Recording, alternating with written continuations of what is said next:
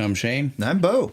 We are your Kentucky Fried Critics. Welcome back. Episode 27. 27. We're officially past the 6 month. Past the 6 month mark. We're now officially on our way towards the 1 year. The 1 year anniversary. Yeah, We're going to party. We are more than halfway. We're halfway there. Whoa! We decided after last time that maybe we should dial it back and just have fun. We needed to light and happy. Yeah, happy. after last week. Lots of laughs. Yeah. We'll get into that in just a minute, but before we start, as usual, we're going to hit you with the socials. Yep, so you got to know how to find us so you can talk to us and shit, guys. That's right. So again, we'll start with the meta apps. So the Facebook and the Instagram. I'll go ahead and start lumping those together. Yeah, because they're basically the same. Let's do this a little bit faster from now on. There is no reason to spend so much time on the socials. Let's just get them done. Agreed. And so, yeah, Facebook and Instagram, and for that matter, like I told you last time, Threads, if I happen to start doing it, looking at it again, those are all going to be just Kentucky Fried Critics. Nothing special. Just, Right, there you go. Nice and easy. Facebook, that's going to be a / Kentucky Fried Critics for the URL. For Threads and Instagram, I think it's both like an @ Kentucky Fried for the handle. I don't understand how any of that shit works. But so then once we leave those, we can go ahead and get on to YouTube. Yeah, that's the one. The low key, kind of my new favorite now. It's fun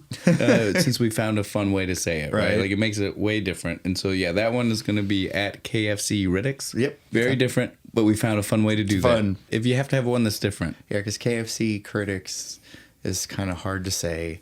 KFC Critics just rolls right out. You still even didn't say it right. It would be KF Critics. That's why I didn't even do it right that time. See, it's hard to do. It is. So I like our new way. Yeah, KFC Critics. So again, though, remember, guys, if you want to make us a second unofficial mascot, we have an official mascot that is Colonel Pop Culture, our little 3D glasses wearing bucket. Yeah. If anybody wants to make us one of those, that'd be cool. Fan-made, we could always use that. But again, if we want a secondary unofficial mascot, that's going to be our new KFC Riddick. Yeah, so we need a Riddick. Somebody design one for us. Whatever you think. Whatever your imagination comes up with on what a Riddick might be. Go ahead and send it our way. That goes into our next one, which is going to be our website, which again, that's Bo's favorite. Hold your excitement until I'm finished. Okay, I'm good. All right, and so that's going to be at shows.acast.com/Kentucky-fried-critics. See, I was very calm that time. I didn't freak out. You handled yourself very well. I was all You're being very calm right I'm now. Trying, man. I think you've made it through the worst of the addiction. I think so. I think I'm getting better. You're on the upswing. Yeah, now it's just like I got a handle on it. It's all good. I'm not going to stop doing it by any means, but I got it under control. Know how to live in society, right? Take your hyphens in moderation, children. And then, of course, after our website, that just leaves the original. The OG. And so that's going to be, our email. It's KentuckyFriedCritics@gmail.com. That's the one you want to send us some ideas. Again, you can send them to us any way you want that's private. But the email is definitely a handy one. As long as it's not a public way. Public facing, that's for memes. That's for funny. That's for funny shit. That's for just interacting. Witty comments. Yeah, that's just for interacting with us in general. But you got an idea, though? You can email that shit. Find the private ways. Because, we want to make sure that your idea stays in rotation for what we might do. So that's the best way to handle it. By this point, surely. I hope so. Speaking of which, that was a great segue. Wasn't it? I did it totally by accident. Well, what do we tell everybody we're drinking this week? What's in our can? What's in our can? Our lovely green can here is the Founders Centennial IPA. Centennial IPA. What's a Centennial? It's a century, right? The 100-year anniversary. So we tried to give you guys a little bit of an extra clue with the picture. Yeah, with the two cans. Get it? This is bicentennial. I still don't think they're going to get this. No, this is one of those ones that was totally just for me. Right. We laughed about it. Yeah.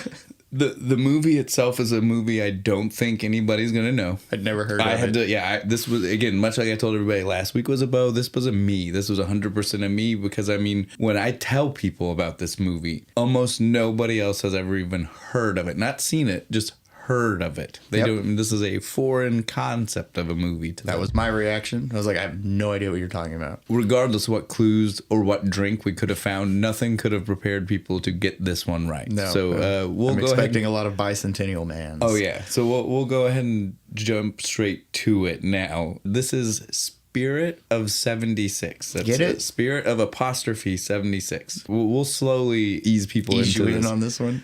So the movie's setting is 1976, but it's time travelers from the future going Like to 2376. 21. Is it So 2176? it's the two bicentennials, right? Nice easy math for you. Two 200-year gaps from when our nation was founded in 1776. And everything sucks. But the movie stars David Cassidy, Leif Garret Leif is Garret. in it. This is a wild ride of a movie. Like I said, I don't think that anybody. I can't quit smiling. This Yeah. movie's awesome. So I don't think anybody will have gotten that. You got David Cassidy and Leif Garret. Well, where the hell do you fucking want? That is cheesy movie gold right there. This movie is the reason that David Cassidy and Leif Garret are friends. It has nothing to do with the fact that they were both teen heartthrobs in the 70s. They met each other. They met each other then, but they just never really became They had friends. like one scene together. They did this movie together, and then they completely hit it off, and That's they've been awesome. super good friends since 1990. That's because of this movie. fantastic. They're cruising around that dope ass car of his all after they were all shooting. They're just like, yeah, let's go. But yeah, since you had already mentioned how great it was, they were both here. I just figured it was a good I time to love go ahead and that. throw that That one makes in. this movie even better that they're like best friends because of it. So yeah, we'll start again from the very beginning now. So like I said, this is Spirit of 76. That's Spirit of apostrophe 76. It's what many people would consider a nepotism movie. It's a nepo baby movie. Oh yeah, if you look at all the people that made it. The credits, yeah. So again, like starting from the very top, it's directed by Lucas Reiner. That's Carl Reiner's son, not Rob, his other son. Other one, the lesser known Reiner. And then beyond that,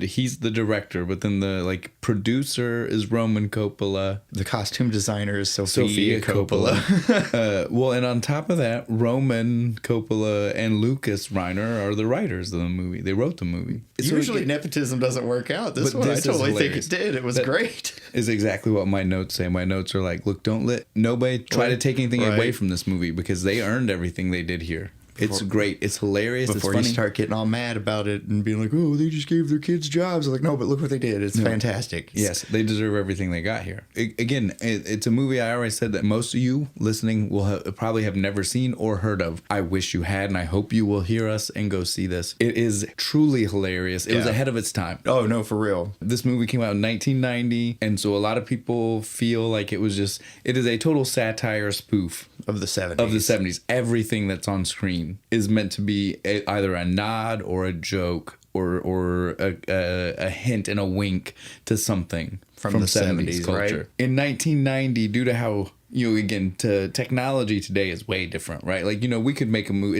It's 2024. We could make a movie about 2010 and totally love the nostalgia vibe of it. Oh, yeah. Think Oh, it's man, great. look at that old Nokia cell phone. Right, we wouldn't care. But in 1990, just due to the fact that, again, there weren't streaming services, there were less TV shows coming out because there were less channels for them to be on. There, like just due to the nature of There wasn't as much shit. the 70s just didn't feel as far away. Far away. From 1990. Yeah, I know. I mean, I grew up on 70s and 80s shit. Right. Me too. And again, and I'm we're of the same. We're just a few just years 90s different. kids. And so, like, for us to feel that way, we were definitely not close to it. No. Then for the adults that this movie was intended to be the Right, audience like our of, parents. It's they like, oh, no, it definitely just happened. They felt too insulted by some of the jokes. How dare you make fun of my bell-bottom jeans and handlebar mustache and doing asshole. the hustle, and what I mean, like too close too soon. This movie was just maybe too ahead of its time. Yeah. Right. Beyond who we already said are the people who directed it and everything in the movie, they pulled some strings. They got some people in here. Well, first off, obviously we said it's directed by Lucas Reiner. Carl Reiner is in it. Yeah. Rob Reiner is in it. Yes. They both have small parts. Small little tiny parts. But they're in it. Obviously, those are names he wouldn't have gotten without being otherwise who it's he like, is. come on, man, please be in my movie. Like, I was an extra in your movie that one time, remember? But beyond that, like, we'll hit the main starring role first. So then, that's David Cassidy.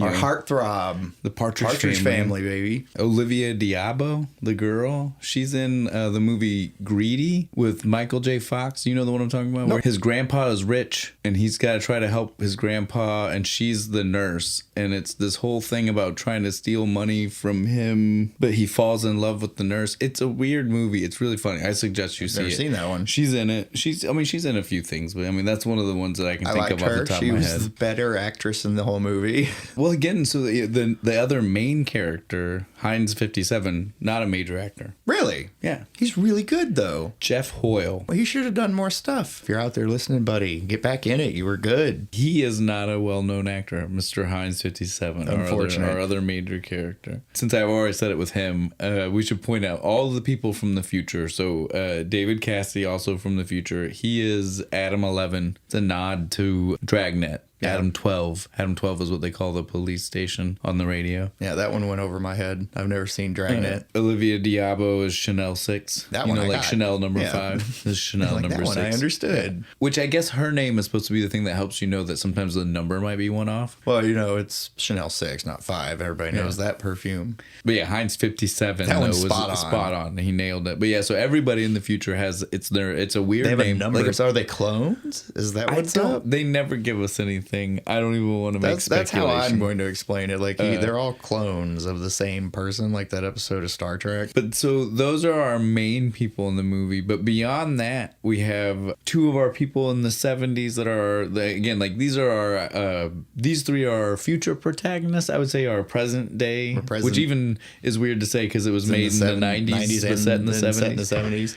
But so the people who were the 1970s heroes, they are the McDonald brothers, Jeffrey and Steve. They were in a band, Red Cross. That's REDDKROSS, because you can't get more like Metal than late that, 70s, right? early 80s metal than spelling it like that. Right. Like, we should change how the words are and add a D, dude. It'll be great. So their cred to knowing all the references and things that they say for language and lingo and shit is that, I mean, they've got the street cred for it. Spot on. They are That's from what we did. They are from that era and they were doing those things. So they definitely know Leif Garret. we just gotta And mention weird that. Leif Garret. And he's not. Oh yeah, it's at a weird era in his history. Right? It's like if you didn't see him in the credits, you'd be like, that's not Leif Garret. What are you talking about? He's not in as big of a part as David Cassidy. It's really a pretty small part. Somebody's brother. Bit character. Yeah. He gets more screen time than you would expect from when he shows up, but still very small part. Right. But yeah, he doesn't look like 70s Leif Garret necessarily because he's aged just enough that, because 70s Leif Garret was still teenage enough that he still had like that boyish, like the baby bone face. structure, right? Like he hadn't actually aged. Look at his chubby cheeks. So this is like a mix of like he's trying to have those haircut and clothes, Right, trying to look but younger, his but he's not facial quite pulling his it off. face is very much more a man now. Your face is old and haggard, sir. I'm sorry, you can't pull it off. But as me and Bo said, this is also just not the Leif Garret. So, like if you grew up in the 70s, you know that Leif Garret, the one that we were talking about. If you grew up in the 90s as millennial kids like we did, then you know VH1 Leif Garret. So he had like black eyeliner on all the time, shit. wore the goatee. Sometimes was black, patch, right? You like painted in with a Sharpie, I guess. And so that he was just in between these two eras that we know Leif Garret as. Right. You could easily miss him in this movie. You 100% could. I would understand if you I don't did. know. When he smiles, though, I guess you can see it.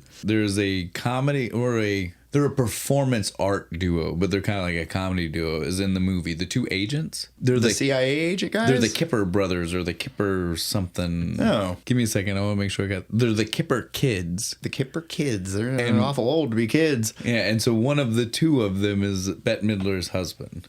Go you, dude. Make that fucking money. Right. So they are funny though. Those I two like agents. them. I like the bumbling agents. Yeah. They're great. I think we're good for the most. Anybody else that's in it, we can wait until we see them. Yeah, which there are some more. I'm not there's a there. few. There are a few big names that randomly surprise pop in. No, one right in the beginning here. I know. Like we already said, this is a lighter movie. Yeah, it's nice and It's fun. jovial. We've said before, like if you're from the 90s is usually the era of the a tight 90. Yeah, you right? have an hour and a half max. Hour and 20. Hour and 21. And that's with credits at the beginning and end. This movie is like an quick. hour and 10. It's Take those tight. off. So again, guys, this might be a fast one, but after last week, I think it's okay. Heavy and long, I think it's okay. Yeah. This is just a fun ride Right, that we hope you guys will. We needed to like cleanse, Shake it off a little shake bit. it off from last week. But hopefully this one just inspires you guys to go see this. Find it somewhere. Yeah, go watch it.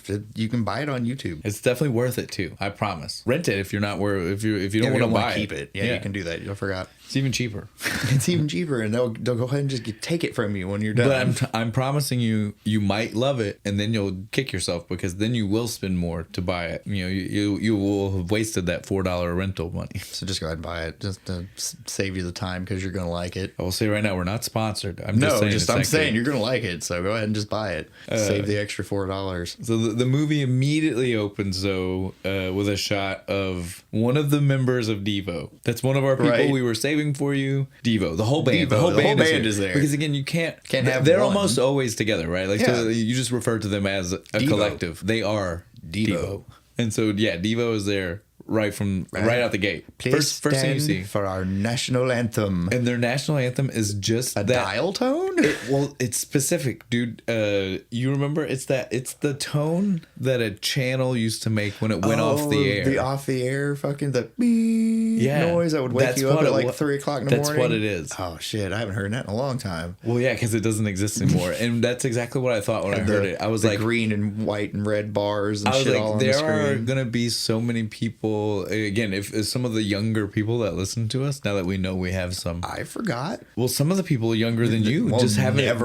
They have not lived in an era where that TV existed. Stopped. Yeah, that is the national anthem of America in 2176. And we see a very bleak, gray draft. Everybody's just kind of standing in one spot. They have like bags on their head.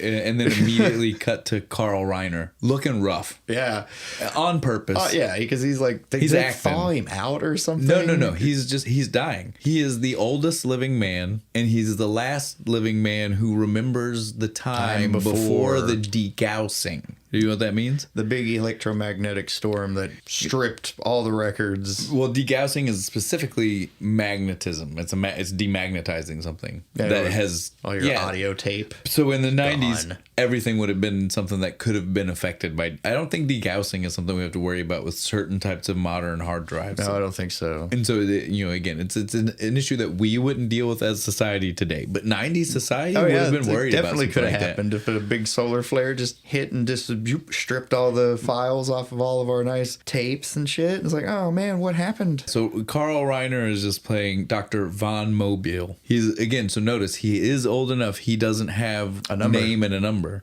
So whatever those mean, very old. He's old. So he's the last living man who can remember a time before the records were erased. So these people all just live in a time where nobody knows history because it was deleted. It's just gone. But he remembers. Kinda. Yeah, exactly. They start to ask him about it, and so it's very funny. They ask him like what important things he can remember, and he was like the Constitution, and he starts to say stuff, and he mixes it up with the Miranda rights. Yeah, he's like, we the people have the right to remain silent. Yeah, and so he immediately just starts mixing it up, and they're just like, but then he does say a few key words that they pick up on: liberty, foreign concept. They don't know it. They're like, what? What is liberty? And then he says, freedom. And he coughs a little bit. Yep. Dumb. Freedom. Dumb. And what he is goes, freedom? Dumb. Dumb joke. Great joke, though. I laughed. It was good. He does correct him, though. He goes, freedom. And Christmas for all. So I'm like, fuck yeah, it's Christmas for everybody, man. Now, in his struggle, though, he did finally tell them the right time. Yeah, he did tell them to go back to. He said, if you want to save us. Now, this is funny because this is definitely very late 80s, early 90s. This is very Cold War era sentiment, right? Like, this isn't a future where they're trying to save all of humanity. This is a future where he is trying to send them back to save America? Yeah, just America. Fuck the rest of the world. Oh, I mean, the rest of the world might be messed up too, but that's not the focus of this group. Because he is trying to tell them the way to save it is to go back to the founding of our great nation. The founding fathers. Right? So, again, today, if you think about a movie like this being made, we would scrap this thought Yeah. It would most likely be a team assembled from around the world going back in time. Everybody's involved. And rightfully so, because again, if it Yeah, was if it's this that bleak, bad, you would it's want probably this bleak everybody's help. everywhere. Yeah. Everybody should have a say so in fixing that. Right? It's like,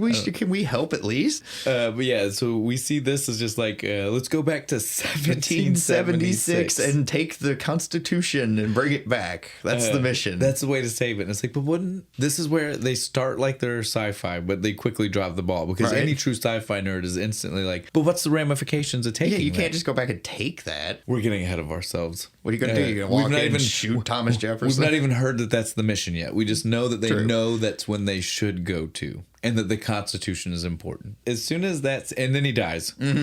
Very abrupt, but that's it was great the way he died. He was like, you must go back to 1770. And they were like 1770. Six? Yeah, And then just died. yeah. Again, that's very Carl Reiner. It was He's definitely good. done that before. It was good. It's good. Again, I'm not knocking it. Carl Reiner knows what he's doing. It's funny. It's fucking fantastic. But yeah, so then we finished though right there. I'm telling you this, I don't feel like it was a made for TV movie. Like I feel like this is a real movie, right? Yeah. But it's almost filmed like it's like a made for TV movie. So we get the beginning opening Yeah, then we get this cold open, and then we get the credits. like a TV show. Like a would TV have. show, yeah. And so now we get the credits. We get the open, right? And so now it's the brightest, craziest 1970s color Fucking colors, screens, man. flashing heart signs, peace signs, All different this things just shit. morphing into. Zodiac symbols and shit going everywhere. It's outrageous. All set to the song "Pick Up the Pieces" by Average White Band. And I know that if you don't know what I'm talking about, you were like, "What? Look it You've up." heard it. You've heard it. Look it up. You've heard it. You've exactly. heard it. Look it up. And as soon as you hear it, you're going to start dancing. You're going to be like, oh, shit. This is some funky shit, especially for a band called the Average White Right. Band. So This whole soundtrack, Play that funky music, white boy. it's not that song though. I want to make sure people. But it applies. Yes, it does. But it's not that song. This sets us up for addressing this. The soundtrack for this whole movie Fucking dope. rocks. It's love it. 70s rock music. It's Dude, I would 70s buy this. metal music. It's 70s. It's a little bit- it's all the a best little bit shit, of right? everything from the 70s, because as we've already addressed, Leif Garret is rocking some bell bottoms and he's doing the hustle. Big color shirt. You know, got the medallion. He's totally just doing some. He's our Saturday Night Fever disco dancing Yeah, the guy, stand-in. he's the ladies' man. This movie's soundtrack, you can tell this is from before there. For like copyright issues and shit, and everybody wanted money for everything. Because if not, this movie would have had an outrageous budget just on for the music. right? Because Oh, there's dude. so many, dude. Every Everything is bit of this has some kind of song in it. it's a jam. It is like awesome. Everything. There's no filler tracks. They are all literal rock fucking Rock and roll anthems. songs, dude. It's great. We can't tell you every song, but if you hear us randomly humming or singing, just right. understand that that's what was going on, and it just we can't move past the scene. The scene Right. played in our head, and now it's there. There it is. Because all these songs you've heard at one point or another, and they're all dope. As soon as we do all of our intros, and we get to see the fact that it is definitely a Reiner production. Oh yeah, and a nepotism. Coppola. Yeah, once we see Lucas's name and Roman's name up in big letters, we officially finish our color palette. Right, our Vomit kaleidoscope of that was on color. the screen, and we can start the movie, and we get another immediate shot of Devo. This time, all four of them. All four of them. So you definitely know it's Devo. And they have the- two of them have the weird Little glasses. glasses, and they all have the They weird all have- little well- graduation hat. Well, because top it's not thing. Devo if they don't have a weird hat. They love to wear weird hats. I love and then somebody always has weird glasses, glasses on. goggly Goggles. glasses. It's clearly Devo in this shot when you can see all four of them. But they immediately walk over top of David Cassidy playing Adam 11, like we've addressed. So yeah, now that we're in movie world, he's just Adam. He's just Adam. We probably won't even say 11 every time. That's annoying. No, Heinz 57. I'm going to Yeah, call I'm him gonna call him 57. 57 because that Every one's time. fun. But the other two, I'll probably just use their name. Yeah. We slowly find this out as the scene develops, but I want to bring it up to you right now because it's so absurd to me. They walk up to him, right? Because they're like, hey, we know we need to go time travel. you were wanting this chemical because you made this machine That can time travels. travel, right? So again, we're establishing that this is a world where nobody else is. He is the one. He is the time travel guy. Because at first, again, this is why I was saying, like, I want to address all of it Right now. immediately. Because the way the conversation pans out, it takes a while to piece that together. Because they almost make it seem like they have time travel in general or something. right, but he's like the closest or whatever. Something. But no. By the time the conversation is done, we know he is literally the man who invented time travel. They have known about time travel for a while because he's been asking for the chemical. They've been telling him no. It's a world that had no history. Why wouldn't you take the time machine? It seems he should have priority on this chemical, right? Seems to me this movie didn't need to exist. The Ministry of Knowledge is not a very smart organization. The plot took care of itself before we got there. We don't need to be here. Okay, Right, I we're just want to done. make Show's sure. over, guys. Let's go. But you were on the same page, right? Yeah. Like this, but now It's like, wait, if he's had this time machine the whole time, why didn't you just give him the chemical? Why'd you have to keep Again, Because he's like, I applied for it like 5 times or whatever to give this stupid thing.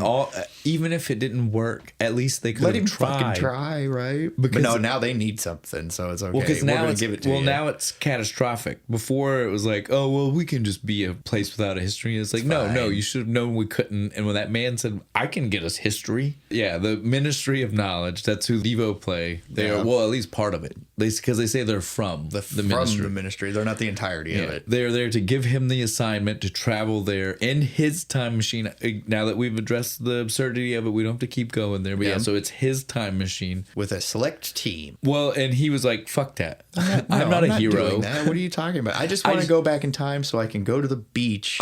He wants to go, and I'm not ruining this joke because if you are a human with eyes, they have a you know it immediately. He wants to go to Icky Beach. That's what he calls it. But then he pulls his postcard out, and it's just that it's ripped. It's Waikiki. Yeah. It's Waikiki, but the just missing W and A they're have been gone. ripped off the corner. And then in this future, it doesn't exist anymore, and so he doesn't know Waikiki, and So he's it's constantly Icky Beach.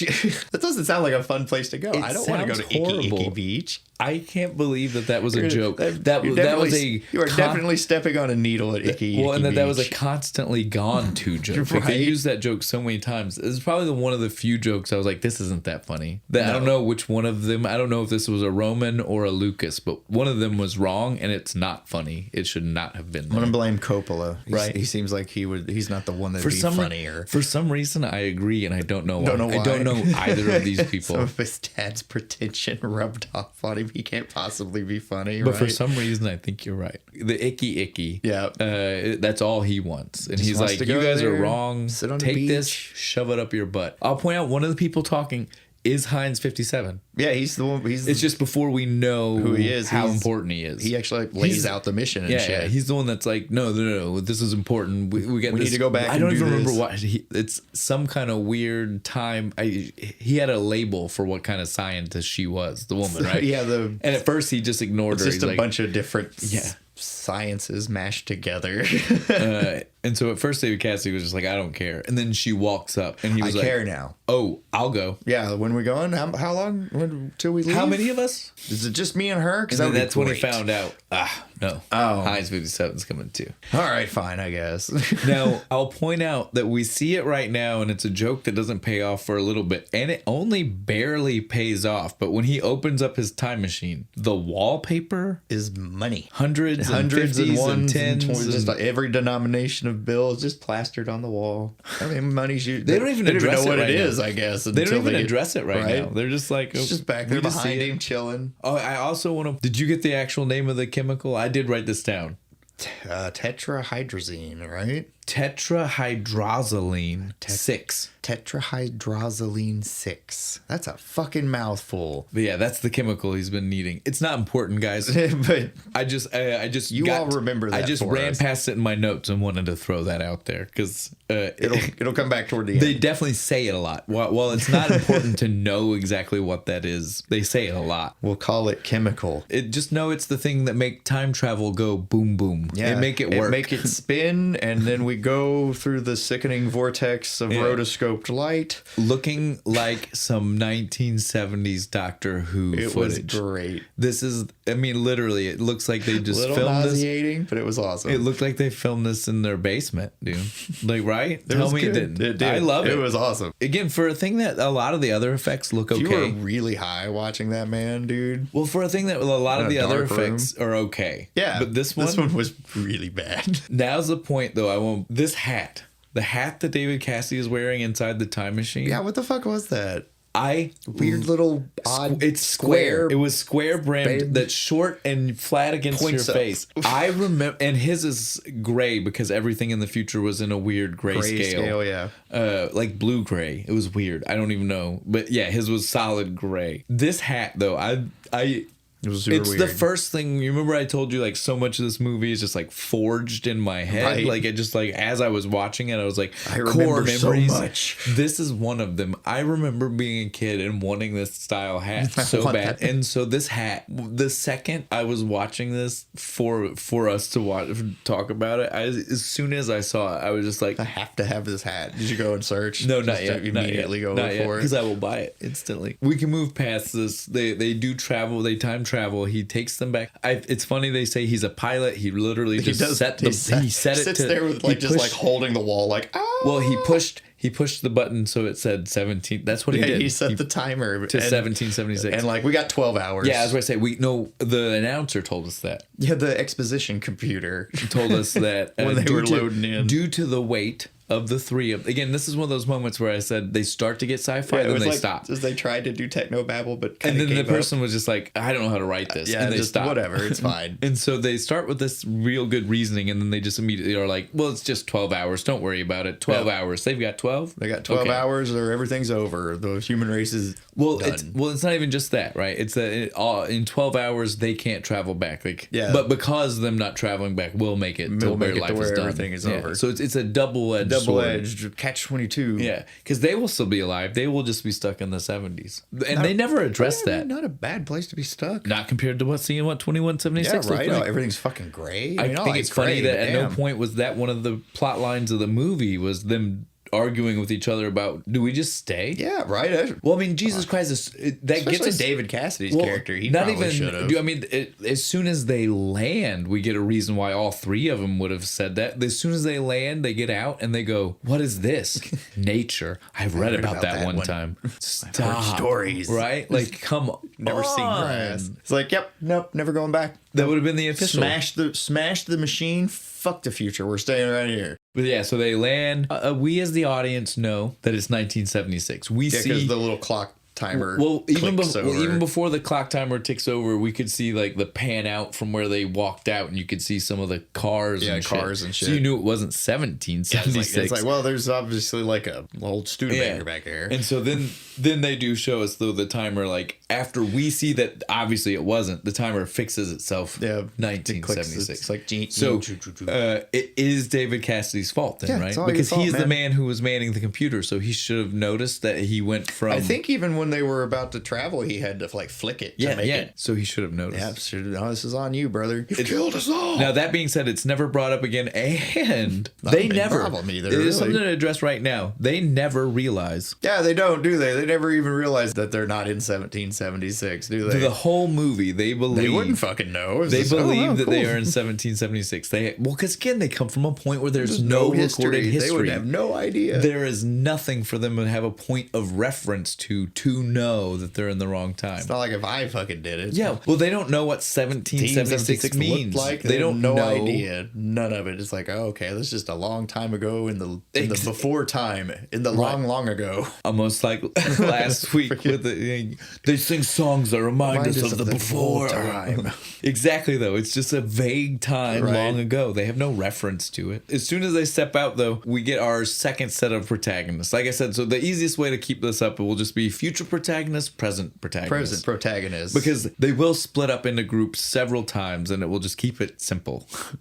Yeah. But so our present protagonists, we see them for the first time. And so that's going to be, it's Tommy and Chris, right? Yeah, Tommy and Chris. These are the two brothers. These are the guys who are in the band Red Cross. That they look the part. They are 70s as fuck, dude. Bell-bottom jeans. He's got one of them's got the weird little hat thing that I swear I've seen on What's Happening. The dude that plays Tommy, so not the one with the parents, not the 18-year-old, the 17-year-old, we'll see that like, joke in a minute. They say their ages. But so Tommy, whenever he talks, something about him just reminds me of Corey Feldman, like 1992 Corey Feldman, like Dream a Little Dream 2 Corey Feldman, like when he was dressed up like Michael Jackson, Corey Feldman. Something about this dude, both in like the weird nasally and the way he pronounces it. Yes, shit. Yeah, I don't know. Every time I watch this movie, there were times when I was a kid, I definitely know I thought it was Corey Feldman. That was how he studied. He just went back, watched some Feldman. He's like, I'm going to channel him when I go to work on Monday. I'm just going to channel the Feldman. He definitely gives me that kind of vibe. But yeah, so they notice this, the two of them notice this weirdness up on the hill. They're like, let's go check it out. And they ride up there. These people start talking to him,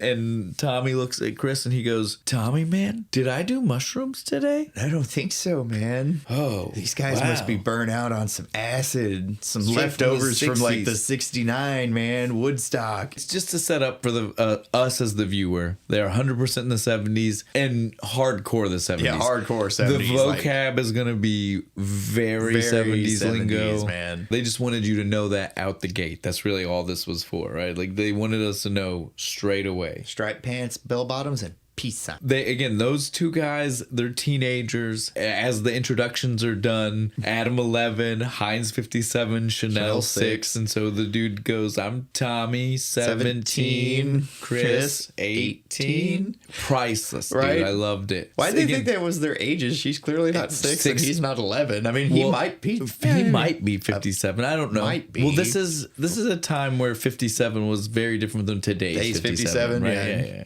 People aged a lot harder still. Even though it was only 1990, it was still very different. Right. So it's a maybe on that one. It's a hard maybe. I think it's a little mean. Well, again, in the 70s. Yeah, that's fair. In the 70s, true. 57 was a very hard. That's what I'm saying. In the 70s, 57 is like 75. Yeah, it's a very, very different thing. So they might believe. Like, yeah, okay, you're 57. They might be like, hell, you look really good for 57. You look great for 57, man. Hell yeah, dude. Keep it fit. But I love when they show up, though, after we get our introductions. They're like, what are those? The bicycles?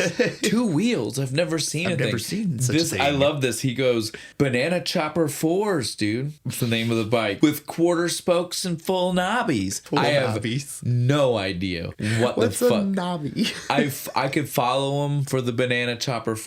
I get it. It's the style. Yeah, it's a banana. It's got the motorcycle style thing in the back. Yeah. So that's the Banana Chopper. I get that. 4. It's the 4th edition. Yeah, I can understand this. Big handlebars and shit. What the fuck's a nubby though? Nobby. I don't know. Nobby. Whatever. It might be nubby. I don't know, but it's I even got the 1/4-inch spokes, dude. I understand what that was, but what the hell's a nobby or nubby? Full nobbies.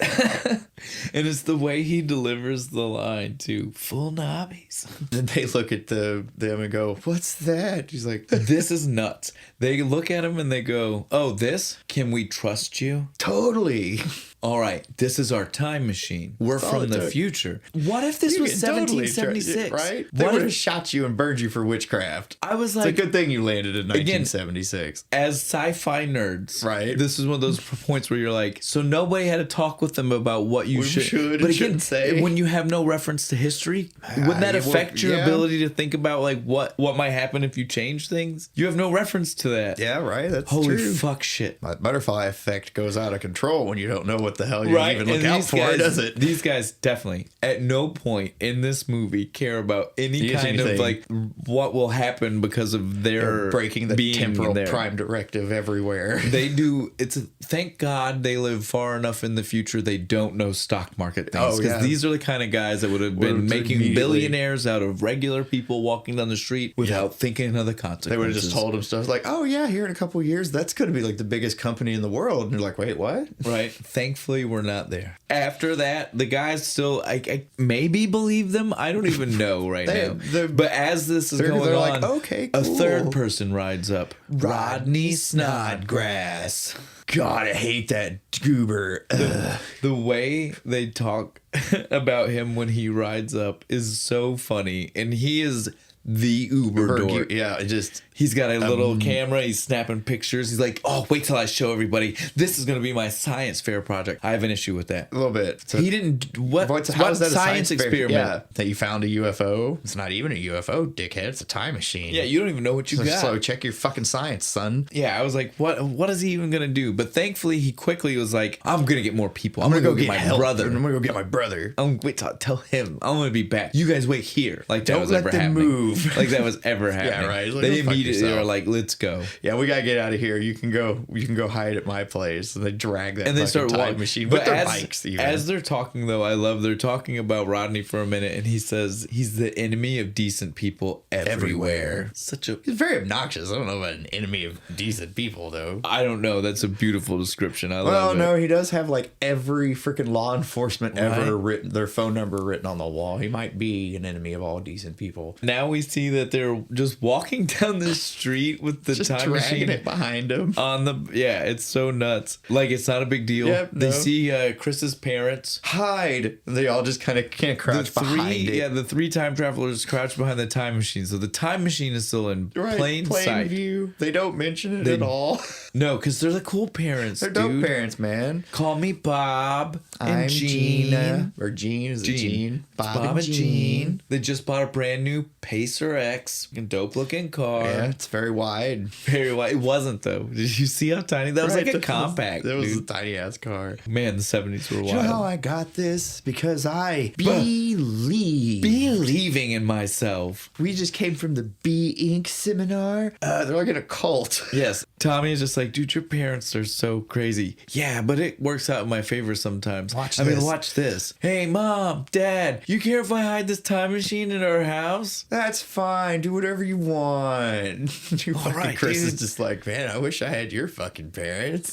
It comes in handy sometimes. Right? Then we see the agents. Yeah, the CIA agents. The band says CIA. I know. I can't remember. It's like a cleaning, I think. Industrial cleaning Yeah. or something like that. But it's why the are they CIA. here? Why are they already here? The radio said somebody says they saw a UFO, but this is before Snodgrass has called anybody. So I guess some random bystander just reported it. I don't know. There was a weird thing in the park, and the CIA just has people out there. So these are like I said, these are the Kipper bumbling kids, agents. the Kipper kids performance art duo that they do. But yeah, they are hilarious every time we see them. I swear. Just bumbling agents. That's all they are, but they do it very well. Yeah, they do. That's very good. Then we get to go see the crash pad. They don't tell us this this is is what it's pretty cool, called until dude. later, but later they tell us that that's what they call their little place. It's the crash pad. When we cut into it, we see they're showing David Cassidy their giant ode to Grand Funk Railroad. Like it's like a giant, it's like a school project wall of just Grand Funk Railroad. It's literally like, you know, like when you go to like an elementary school and the teacher the letter cutouts and spells their own things on. It is like they got those letters and spelled out Grand Funk Railroad. There's like newspaper clippings with different things, and they're like, he's like, so what can you tell me about these guys? They're an American band. He's like, I mean, dude, they're a big piece of history. They're part of what makes America great. You could say they're the American band. You know, they come into your town. They'll help you party down. And then as soon as they finish saying the line, Chanel accidentally pushes the 8-track tape into the machine. Song. And right at that part, too. We're it's an American band.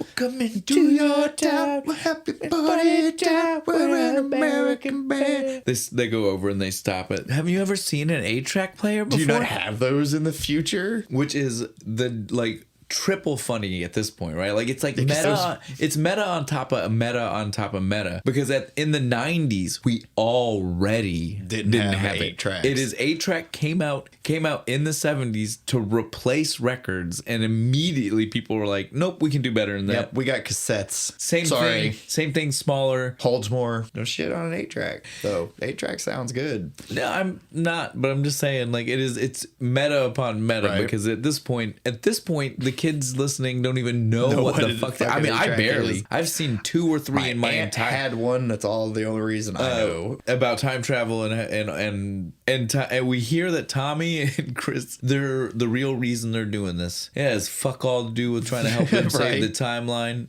They just love to have a good chance to give it to fuck old over Snodgrass. I love that. We don't want him to win the science fair. Well, that would just tickle us to death. Then they were like, and just in general, win. Yeah, he doesn't deserve it. Fuck him. So yeah, if hiding you means he doesn't get what he wants, we're on board. We're good. Let's do it. I love that. And then this is the time where we get the 1 30-second payoff for the cash in the time machine. Oh yeah, because they're like, man, we need like all kinds of money to. Well, that's why they want to. That's the only reason they want to be. Well, no, before that, they said the only reason they wanted because he doesn't deserve that $300. And they were like, he goes $300. That's nothing. What this?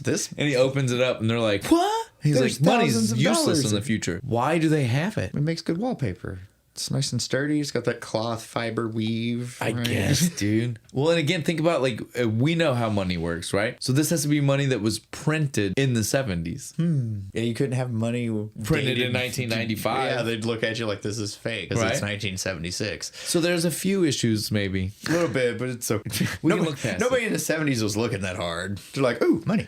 But so at that point, though, we just know that now, no matter what goes on in the movie, money will not be an issue. And so the next thing they say is, if we're gonna hide you, we gotta get you some disguises. You need new threads, dude. Gotta get some nice gear. I love this shit. And so we immediately cut to, I love, before we even see anything, the dorky reference to the year. They throw an outfit across the screen and the price tag says 1976. Shut the fuck up. In case you didn't know, in case you forgot in the last 10 minutes. But then we're in the clothing store, and this is great. Before we address David Cassidy's outfit, yeah, especially David Cassidy's, this is what I want to point out. Anybody in this movie who was actually famous or from the 70s and still had their own clothes were told to bring it themselves and wear them. Wants me to point out two things. One, first off, as you had already pointed out, Sofia Coppola is listed as the costume designer. She did dick. She didn't do shit. She just like, bring your own clothes. I'm getting a manicure that day. But yeah, so all of the outfits, though, were just brought in. If you had them, you brought in your own. So the other thing I want to point out, other than that Sofia Coppola is a liar, David Cassidy's outfit that he puts on is definitely, that means it's one of his. Yeah, he owns this outfit is insane. So for the people who aren't watching, haven't watched, decided they're not going to watch, I'm going to try to really paint a picture for you here. It is blue jeans from head to toe, right? So we'll just start there. It's a blue, like we all flared bell-bottom blue jeans. And again, like we all remember this is the 90s. This is his from the 70s. But if you remember the 90s, like it looks like a dress shirt, but it's blue jean. What is blue jean? It's that, right? So it's blue jean from head to toe, but over the shoulder cap of the blue jean shirt is actually American flags. On the pants, the pockets, the sewn-on pockets, those are flags. And then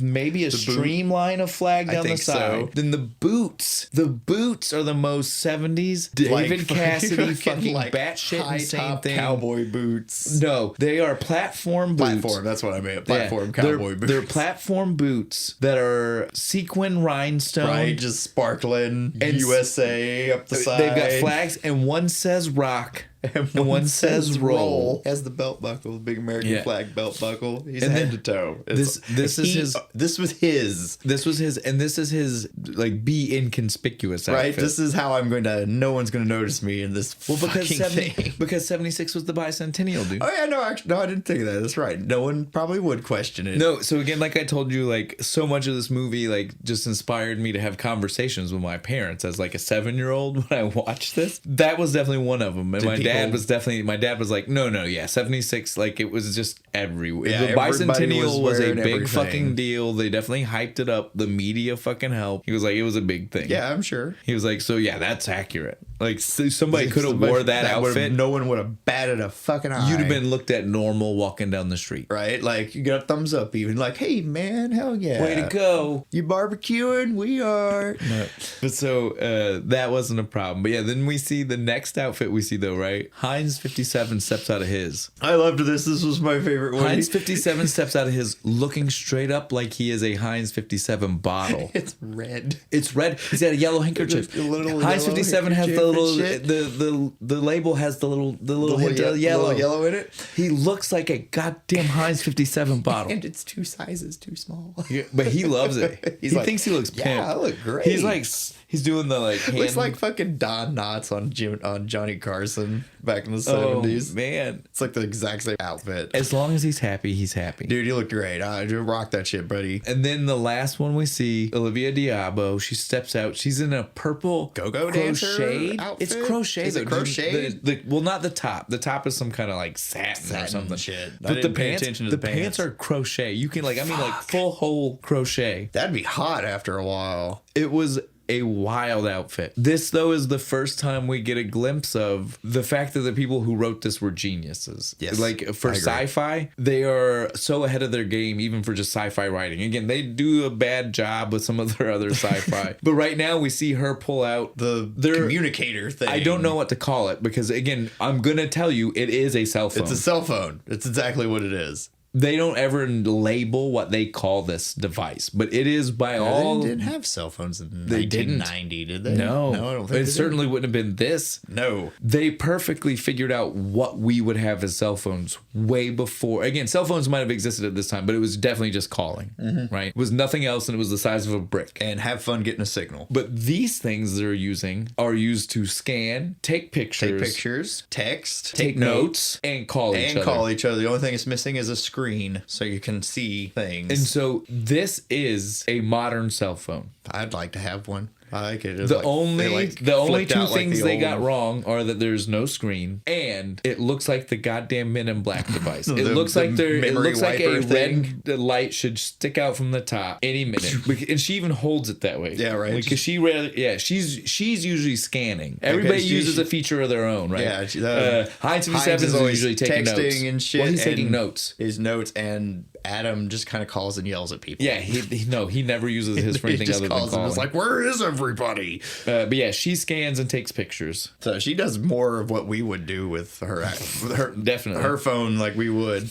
During the scene, we see her. She's just kind of like casually walking around the store, like scanning clothing. She picks shit. up the shoes, big platform. Look at this thing. I believe it's some kind of footwear. Obviously, it's like looking at it, like fuck yeah, but it is. Have fun trying to walk in it. That's the problem. Now, I want to point out this is one of our other famous people. Did you notice who was the store attendant? Zodiac girl, Cheryl. Yeah. You don't know who she is? Annoyed me. I hate these people. The chicks are like, "What's your sign?" And somehow arbitrary position of stars dictates how I am as a person. Again, keep in mind you got to separate people from the character. She's not the character. She's a different person. Just keep in mind. This is Frank Zappa's daughter. This is Moon Unit Zappa. Ah. So again, I promise you, she is not the kind of person that she was playing. So I was just as soon as she started being that way, I was just like, oh, I don't want to pay attention to you anymore. Well, you should have. It's again sister to Dweezil and Ahmet. These names. Cheryl is there and she gets chased off, but she is obviously the crush of our present day protagonist because they just walk at the end of the Zodiac conversation. Hey Cheryl. She just blows them off immediately. Just like, hey, how you doing? And they're like, cold. Boner City.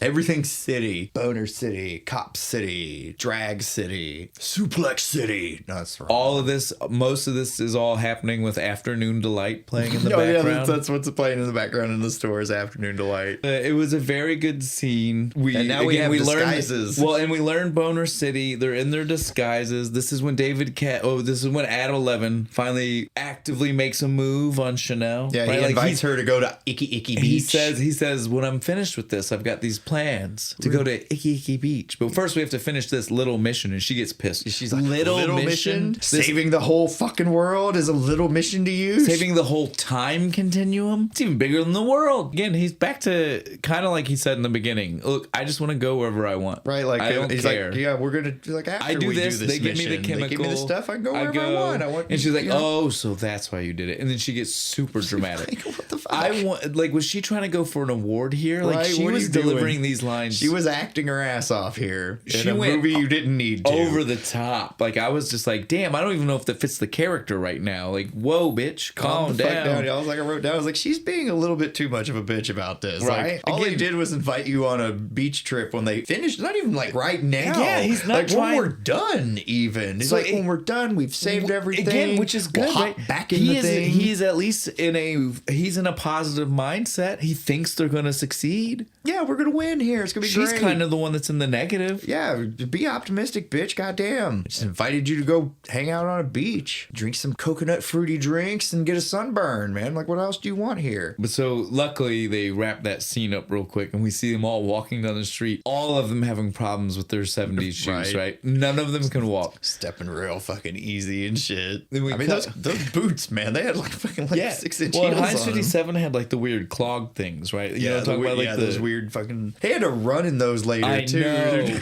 We get a moment where we go see it's Rodney's house, right? Now's when we go see he's developing. He's trying to develop his film, he's making prank phone calls at the same time.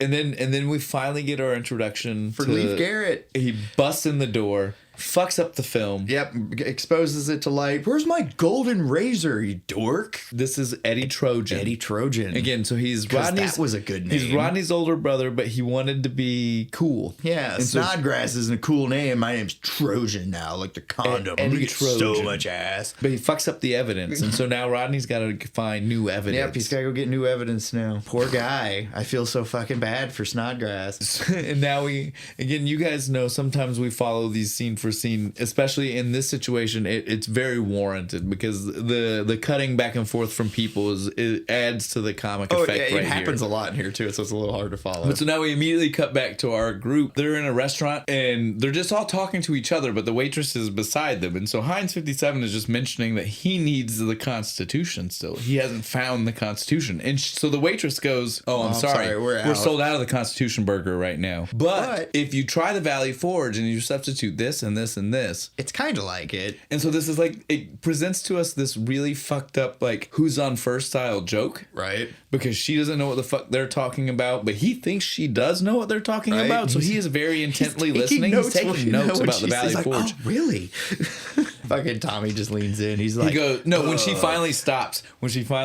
after suggesting the Valley Forge, he leans in and he just goes, Valley Forge, Barf City. She looks offended. She did. She's like, well, I'm just trying to do my job. My fucking job. I'm gonna leave you all here and y'all fucking figure it out. Right? Fuck y'all. Fuck you, bitches. That's not what she said. She should have. She should have been like, fuck you, people, and walked away.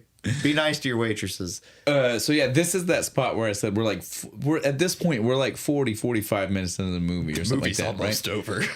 And right now they make a point that they still don't realize that they're in 1976. They're talking to each other and they mention it again. They're like 1776. Yeah, no one corrected them. No, they didn't. They're like, we need the. They're like, by the way, why are you here? Sitting there. They're like, by the way, why are you here? We need the Constitution. You can find that in the library. Yeah, you can find that anywhere. Oh, really? And then they like, okay, you go. They send Heinz 57. Dumbest idea in the world. You are time travelers. Well, and not just that you shouldn't split up. You shouldn't split up without a person from that time with you. Tommy should have went with one dude, and they should have something. This should never have happened the way it did. Just go by yourself. I don't know where I'm going. Not that it matters, because as soon as they get outside the door, the cops were there. Yeah, as soon as they walk outside, there's cops fucking everywhere. So they had to split up regardless of what the plan was. Scatter. And they just run up over the car. Yeah, Tommy, Chris, and Adam 11 jump over the cop car, and they're all running together their way. Olivia Diabo,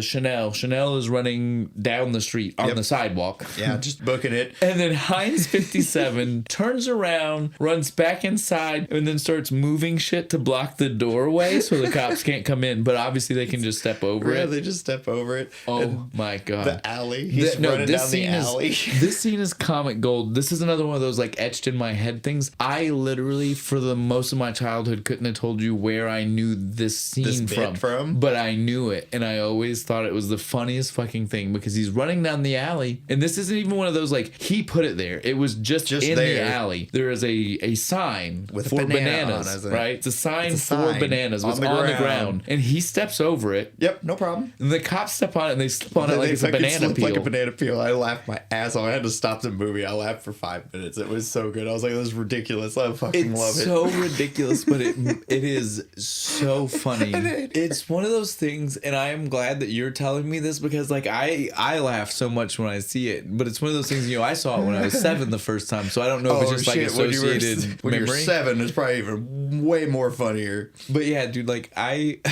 can't describe why it's so funny, but it is. I can't even describe to you, like, because it's like when we say sign, we don't don't mean like in a grocery store, big sign. It looks like a traffic sign, right? It does. It looks like a diagonal shaped traffic with a sign. fucking banana but there's a on banana. It's like a 15-mile-an-hour speed limit sign, but it has a banana. Yeah, it's super fucking with that, that thin metal. It's what so it looks random. like. And again, though, they treat it like it is a banana peel. Right. It was so sublimely ridiculous that I'm literally tearing up. I know. Right now just thinking about it. Fucking banana sign. When I tell you people you need to watch this movie, I mean it. That's the end of our chase because that's the end of his part of our chase. His part right? of the chase. Then it cuts to. Then we see Chanel. Yeah, Chanel she runs slides into the head shop. And who's there? Tommy Chong. Tommy Chong. Our boy, King Stoner himself. Who is there to buy a case of rolling papers, man. And let me check out that roach clip, man, with the one with the feather. I like that, man. And that hash pipe. And that how about the nice bicentennial bong? Dude, no, I wouldn't.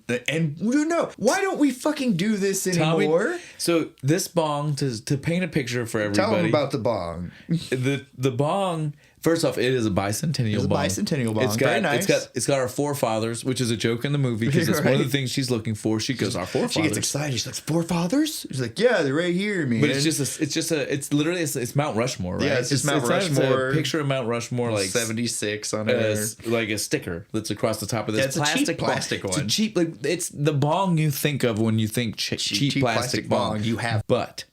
At the bottom, there is an addition to the base. Like normally, the base is literally just the circle that's at the bottom of the bong. Yeah. This is like a big tray. It extends out from the hand where you hold it. And out in front is literally a tray. Where you can put your weed. And break it up. And put it then put it into the... Fucking genius. Why don't we do this? And then Tommy Chong goes further. Yeah, right. I agree with this He says if they were smart, they would have put the picture down there. On the tray. So that way I could see it while I'm using it. When you're getting wasted, man, you can check and literally it out. he makes the perfect point too, because as he's saying that to her, he's demonstrating. Yeah, he's and where is his hand? His hand is covering the other sticker. The other sticker, yeah. So you can't see the forefathers at all. He's a genius. Always listen to Granddaddy Chong. He knows what's up. While they're in the bong shop, though, we get our real introduction to Eddie, right? Yeah, like the first time we see him, we don't know that he goes by Trojan. We don't know the full. All we know the first time is that he's Rodney's brother. This is when we get to see who Eddie is. And he's a fucking tool. Well, I didn't say he was a good guy. I just said we get to finally know who Eddie is. All right. So Eddie Trojan comes in, introduces himself. Totally cock blocks Chong to the point that Tommy Chong calls him on it. Yeah. He is literally like, damn, dude, fuck you, Snodgrass. Right? And he's like, fucking Trojan, walks. man. He's like, whatever the fuck you want to call yourself. You can call him dickhead for all I care, and fucking walks. When he rolled in, he immediately was like, don't go smoke with him, because Tommy Chong had her unlocked. Yeah, he she did. was about to go to the van. Dude, man, fuck. Asshole. Though, to be fair, Chong didn't really fight for her either. He just, as soon as he showed up, because he's because he's a real stoner. Yeah, total pacifist. He wouldn't. Yeah. Right? The stoner is just like, look, chick, if you want to come smoke with me, I'm smoking. Yeah, if you don't want to come, that's on you. I'm still smoking. If anything, Tommy Chong was probably being the realest Tommy Chong in that moment. Probably. That wasn't acting at all. He's like, this is exactly how I handle bitches. This is what I would smoke? do. No, fuck you then. Yeah, well then I'm done and I'm cool. I'm done. You hang out with Eddie Trojan. Right. That's your scene, man. Have at it. So yeah, Eddie Trojan swoops in and steals her straight from Tommy Chong. Right. It is a dick move. Now, but in all fairness, she didn't make the decision based on anything other than she was trying to do what she thought would help her stay away from the police. Yeah, because the cop walks in. And if you were to look between Eddie Trojan and Tommy Chong, Eddie Trojan's probably less likely to get you arrested. Yeah, because they're just going to follow Tommy Chong out to his van. It's like, yeah, this guy's clearly Eddie Trojan looks like a clean, again, for the 70s. He's a tool, but he looks like a clean cut, all-American. Again, he looks like John Travolta and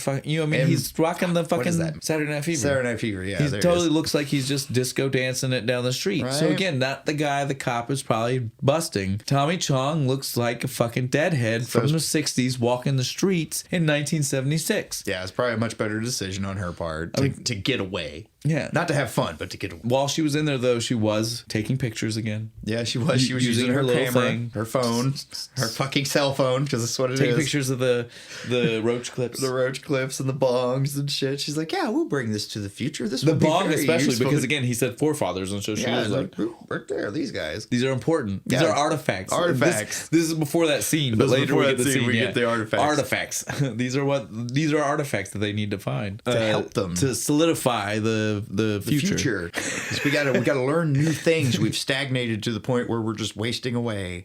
We can definitely wrap that up. Yeah. We'll go. She leaves with Eddie. We'll get more to them in a little bit, but just know that she has definitely successfely evaded the police. Yeah, because that's all we're worried about right now. Yeah, we gotta get away from the cops. Everybody's getting away from police. Let's go back to Heinz 57. Like we said, he made it out of the alley, and for the most part, he's is still away running, from the police. though. But he is still running. He's still scared. Well, he naturally. happens to run past a guy who sees him and notices that he's maybe running, and the guy says, hey, I bet you I can help you out. I got a nice place for you to hide in here. I got Sign right behind the guy. Live nude girls for a quarter. A fucking quarter, man. That is cheap. Well, this is back in the day, dude. This is like one of those glass, you know what I'm saying? Yeah, like where you drop the quarter in and it slides down. He goes inside. Do you remember the reason he goes inside? What was the name of the place? House of Liberty. Yeah, it was House of Liberty, and he's just like, and she's Lady do you know Liberty. Thomas Jefferson? I know Lucas Jefferson.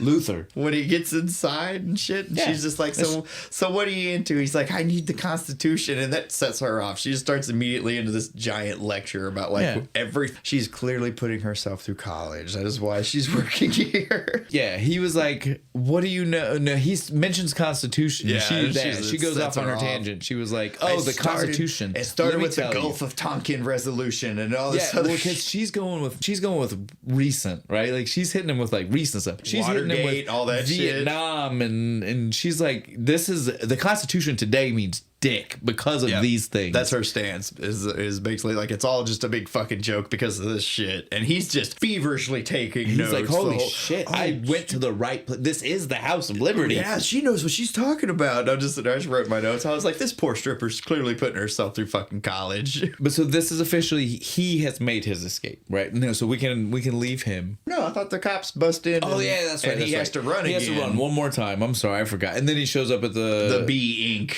But we'll save that. There wasn't much left. That's why I thought it was. Yeah, they bust in. They bust in and he just runs. So yeah, he gets away. I'm just excited because I want to get to Adam 11 because this is my favorite scene in the movie. Now we finally see what Adam 11 and Chris and Tommy have been up to. Yeah, they've been. I just wrote my notes of like they've been running. They have been this whole time. That's literally what I have. I said it's been like 30 minutes. He's been running. They've been on foot while the cops have been in cars. Whole fucking time. That's insane. But that's the setup we get. That's exactly what supposedly has happened here. And so we see them run and jump over another cop car, and then they're still running, and then the cops try to stop. He tries to stop because there's a guy in the middle of the street. Almost just barely. It's like it stops an inch and a half. And we hear Tommy and Chris like, "Oh no, that's not what kind of car I think it is it?" It is. Oh, everybody run! Literally, you get David Cassidy. It's a gremlin, in case anybody's wondering. No. It's a Pinto. And that's Pintos all blew up. If you hit that thing, it exploded. I've seen videos of like crash test footage and shit, and it did. If you hit it at the right angle, that thing exploded. Again, you had to hit it though. That's what the funny part of this is. Like they didn't hit it. No, it is still Adam 11 even says that. He goes, it didn't even touch it. It doesn't need to. I had to ask my dad. This is one of those, again, like at 7-year-old Shane had to be like, Dad, what is really? And he was like, look, they're a little exaggerating, but I mean, they were known. Those things would blow the fuck up. Dad was like, I think what he told me is literally like you could drive one down the street almost like you were in an ambulance, right? Like people were going to get out of your way because they didn't want the danger of if you hit them or they hit you. Yeah, man. I mean, I might be worth driving one just for that. Like beep, beep, get out of my way. Pinto coming through. But yeah, this is one of my favorite scenes in the movie. Like again, like I do believe when I told you about this movie, this was what you said when you brought it up the first time. This was the scene. Because we saw something. We mentioned something about a car blowing up, and it just triggered you into this whole thing, and you were like showing me this scene on YouTube and shit. And we're like, well, that's it. We got to do this fucking one. Because it's fun. Like, it's funny. The scene is so fucking hilarious, dude. Everybody they're diving. They're diving for cover. The cop is like, ah! It's beautiful. It wasn't even, the funniest part is it wasn't not even a big boom. It was it's a very controlled explosion in the car. They just kind of poured some lighter fluid on the car and lit it on fire. It wasn't even like a big, like Michael Bay explosion. Again, all of these were choppy scenes, so we just kind of pushed them all together to make sense of them real quick. So where do you want to go from here? You tell me. Which one do you want to do next? Let's go back to Eddie and Chanel 6 and the do the hustle in their car. Well, so now we get to see his car, right? Yeah, oh, dude, sick car. It's like a fucking 60s Corvette, wasn't it? I don't know what it was, but it was dope. I didn't get a good shot of the front of it. They only showed like the back side of it. Don't mock us if you know the car, or we should know. Hey, we're not from that era, and I'm not a car guy. All I know is it's dope. It looked sick, and I want one. And it has an 8-track player. Yes, and a big 4-barrel or whatever the fuck he says later when they have to go fast. But he's like, "Why don't you come back to my place?" And she's just like, "Okay, it helps me stay away from the cops. Let's go to your place." He's just like, "Fuck yeah, I'm the man." Because he's already got to kiss her because of the cops. So he's like, well, he even asks her. He's like, "Why do you want to come back to my place so bad?" And she's just like, "I find you fascinating." I guess. She's just trying to whatever. Fool. We get back to his place, and again, it's his parents' place. His room it's outrageous. It's horrible. You ever see that movie, The Soul Man? Yes, it's outrageous. It's horrible especially because it's his parents, and it's definitely tacky. But I gotta say, of a man who desperately wants to bring a woman home. But I gotta say, at the same time, it's kind of sick. It's kind of cool, right? I kind of like it. It's total douchebaggery in 1976, but here in our era, it's kind of dope. The throwbackness of it is kind of nostalgia. It's kind of sick. I like it. The weird like light photos of all the different weird sex positions. I'm like, I'd put that in my room. I would put that in there for total irony. That goes in the bathroom, right? It's not there because I'm like, I'm that kind of guy. It's just there for the total irony of it, right? Thing. Yes. Look how cringe it is, right?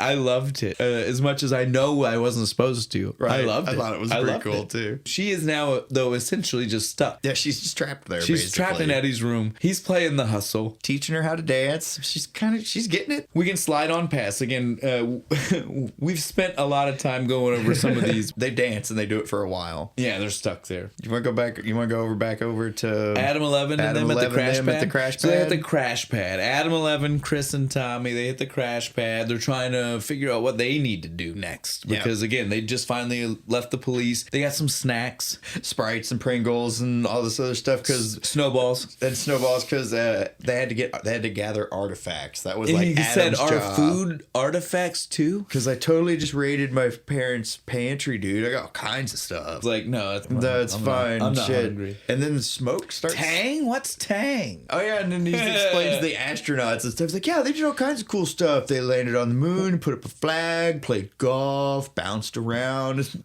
and Adam just kind of looks at him and is like, oh, it didn't really help. He sees the pop rocks. Right, this is where he picks up the pop rocks and shit. He's like drinking. He looks at it. He's like, and he grabs the soda because they left the room for a second. He's about to drink, and they were like, "No, stop!" Like 10 kids have already died that way, man. Yeah, man, your stomach explodes, dude. It's fucking brutal. Carbon City. This is where they notice the smoke coming out of the time machine, right? Yeah. And so they realize again. We kind of glossed over it earlier, but Snodgrass had snuck in and stole the battery. They call it something. I can't. It's the tetracell. The tetracell. There we go. Yeah, we glossed over it. It was happening during the whole crazy. It's a 2-second scene. He breaks in. It's like right after the clothing and right before the craziness with the cop chase. Yeah, everybody running from the police. And so we just had a lot of excitement going on, guys. And again, like Bo said, it's 2 seconds. He steps on a mousetrap. Yep, that's it. And then he opens the thing, sees it, and is like, "Oh, I'll take this." Doesn't take all the money. No, ignores that, but takes the weird box. Yeah. Ball thing. But so they notice it smoking. I mean, Adam 11 is like, "Oh shit, that's not good. The tetracell's gone. Blah blah blah. We can't bullshit. time travel now." And then he's like, "We need some more of that chemical. The tetrahydras. I don't even remember it. Again, guys, I wrote it in my notes. This is why I told you earlier because it was on my notes and I knew I wouldn't remember it by the time we got here. He's going through all that technobabble shit, and Tommy just stops and goes, "Wait, you're gonna be tested on this?" Yeah. And he's like, "Well, no." But I mean, I've heard that word before, though. Yeah, he goes, I have whatever the heard that. hell. And he's like, no, you haven't. No, you haven't. That's a very rare element in my time period. No, I swear I have. Then he goes, eye drops. it's in all eye drops now. And then they, like, now recite and they flip open a now magazine. with whatever. Yeah, now it's tetrahydrolazone or whatever it is, guys. Again, sorry. Tetrahydrochloroformalorum. I wish I would have put it in my notes 17 times now. But so they were like, I told you it is. And he's like, oh, that's great. Now, though, if only we had some carbon dioxide to help something to be a catalyst. A catalyst, yeah, there it is. He's like, the pop rocks. No, they didn't even say it. They were like, I don't know. And he goes, Carbon City, guys. Right, holds it up because he looked at the ingredients before he almost died. Yeah. Oh, yeah, dude, we totally missed that. Oh, shit, then. yeah, we did. We skipped a whole fucking thing of them going and chasing down dude. After he steals the battery, they go chase after Snodgrass. We are definitely sorry, guys. Again, it's not like super important. It's because it cuts back and forth so much. It's because, like we already mentioned, there were a lot of back and forth cuts. Earlier, they realized it was the battery's missing. gone, so they go chase down Snodgrass. We didn't forget. That part happens here. When Oh, they does realize it? it's missing, they immediately are like, we'll go get him. And then they immediately come back and tell him. That it blew up. Okay. But it is because during that, we cut to chase. at least 2 other people and then cut back to Yeah. it. So we're fine. okay, it's not that bad then. No, we didn't miss anything. Once they realize it's missing, they realize Snodgrass must have stole it. So they're like, oh, we know where he'd go. He'd go to the science fair. So they get down there. And of course they see him. Yeah, he's there. He's got it, and he starts to run away. He knocks over the frogs. The frogs, and they're like, oh no! Toad block. Great line. And then we get a chase. And I wonder how they got the frogs to stay just in that line like that. Do you really? They probably Glued the poor bastards dude, to a come on stick. Oh, now I'm sad. But so then we get the crazy chase. Like they jump over some backyard ramps. He jumps on like a big wheel and shit and is going. Then we get the speed Did that racer big wheel theme. look like it was made out of solid wood to you too? It had to have been to hold him up. Those Right? things are cheap plastic. Well, in the 70s it probably wouldn't have been, but it looked like wood. Yeah, it looked like it somebody was some made a sturdy big wheel in material, their yeah. backyard. And so then he crashes it though into the Into a fireworks fireworks display. stand. We get our director. Lucas Reiner. Yeah, Lucas Reiner was the Uncle Sam guy at who was selling fireworks. And runs the fuck away because it blows up. And so No more battery, no more Tetracell. It's all gone. And so then we did get a little ahead of ourselves when we started to tell you guys the chemical stuff. That conversation happened now. After the thing blows up. And so they came back and they're like, oh shit. It blew up. We're sorry. And so that's where they were when he ate the pop rocks. This is why we missed it. Yeah. Right? So again, we wanted to apologize. get to the pop But we're rocks. there now, guys. Yeah, then he's doing the pop We rocks. barely and missed they come a in little and bit. stop him. Yeah. And tell him the battery's been exploded. And then he realizes, oh shit, we can make pop rocks and this And chemical this, and we'll make a new eye battery. drops and we can make a battery. It's It'll all be- good. it'll be all good. We'll need lots of it. yeah, they're like, well, that's no problem. We just go to the freaking drugstore and grab all kinds of it. And the pop rocks, too. They're probably in the same fucking aisle. Oh, definitely. And so then the very last thing before we leave them, since we've already set this up, he's like, we can't leave this here. Yeah, we 'Cause gotta he's move the already, time he stole machine. it once. He's He already stole the been battery, here. and we already have to deal with that. And they're like, we got an idea. We'll move it to the science fair. Hide it in plain sight. Hide it in plain sight. Well, plus it's the science fair. If he's seen touching it there, That's our project. he gets in dickhead. trouble, right? It works. It was good. Some They were security smart. there. It was a good idea. Chris and Tommy are smarter than We we give them credit for. Even sure. though they signed some piece of paper at some point in the movie, the idiots, the 2 idiots or something. I'm like, you're being a little mean to yourself, guys. All right, so at this point, I think we are safe to go ahead and do Heinz 57. And the B ink. The B ink. The B ink. Like we said earlier, Heinz, while running away from the police, he knew he needed to go to a library. They told him there was a library at the school. Yeah, so he so shows he up to the runs- school. Apparently, the school also sells out their auditorium space For weird little seminars for people to do. for cults. cults. This is definitely a cult. This is a cult.